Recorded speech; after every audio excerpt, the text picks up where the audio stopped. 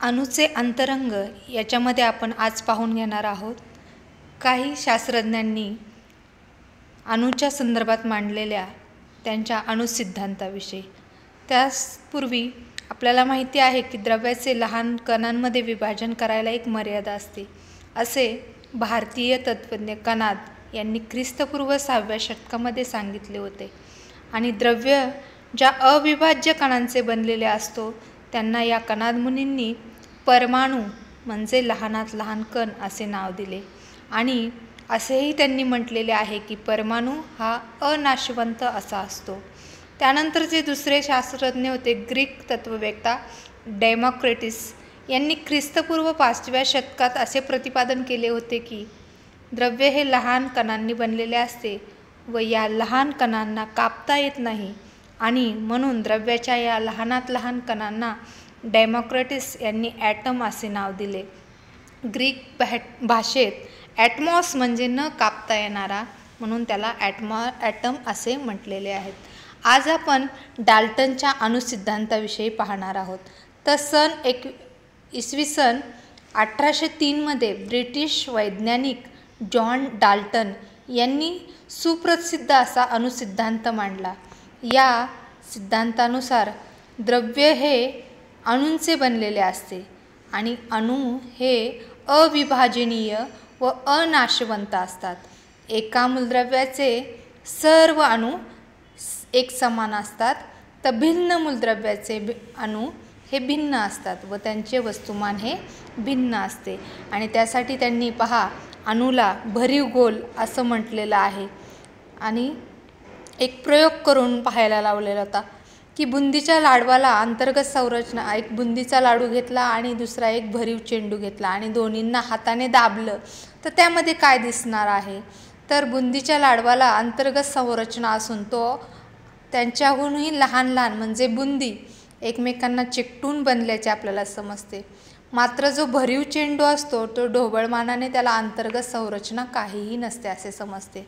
आणि म्हणून डाल्टनने वर्णन केलेला अणू हा एखाद्या कडक भरीव गोलाप्रमाणे त्याची संरचना असणार आहे.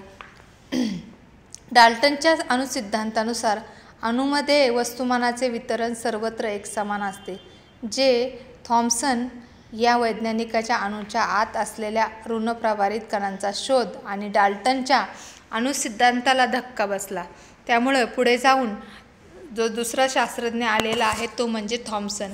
या थॉम्सन शास्त्रज्ञाने प्रयोग करून असं दाखवले की अणूच्या अंतरंगात असलेल्या ऋणप्रभारित कणांचे वस्तुमान हे हायड्रोजनच्या अणूपेक्षाही 1800 पट असं कमी आहे.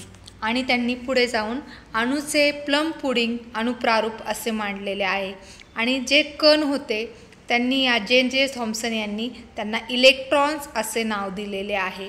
आणि त्यांनी असं म्हटलेले आहे की सर्वसाधारण पदार्थ हे निसर्गतः विद्युतदृष्ट्या उदासीन असतात.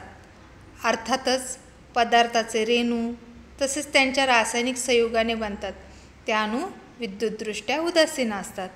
अंतरंगात ऋणप्रभारित इलेक्ट्रॉन असून विद्युतदृष्ट्या हा उदासीन कसा, तर त्यासाठी त्यांनी एक मार्ग काढला आणि तो म्हणजे प्लम पुडिंग शोधून काढलेला आहे थॉम्सनचे. त्यासाठी त्यांनी त्यांच्या प्रारूपाला थॉम्सनचे प्लम पुडिंग मॉडेल असे म्हटलेले आहे.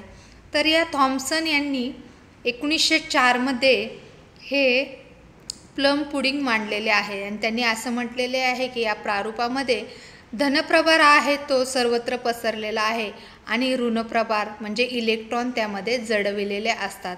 आणि पसरलेल्या धनप्रभाराचे संतुलन इलेक्ट्रॉनवरील ऋणप्रभारामुळे होते आणि त्यामुळे अणू हा विद्युतदृष्ट्या उदासीन असतो. त्याचबरोबर त्यांनी दुसरी तुलना म्हणजे कलिंगडाबरोबर केली की कलिंगडाच्या आतील जो भाग आहे तो लाल भाग म्हणजे त्याच्यावरील पॉझिटिव्ह चार्ज धनप्रभार आणि त्यामधील काळ्या बिया ज्या आहेत त्या इलेक्ट्रॉन म्हणजे ऋणप्रभार या पद्धतीने कार्य करतात.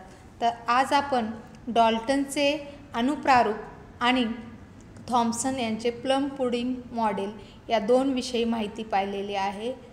यानंतरचे पुढील मॉडेलची माहिती आपण पुढील व्हिडिओमध्ये पाहणार आहोत. तर आजच्यासाठी धन्यवाद.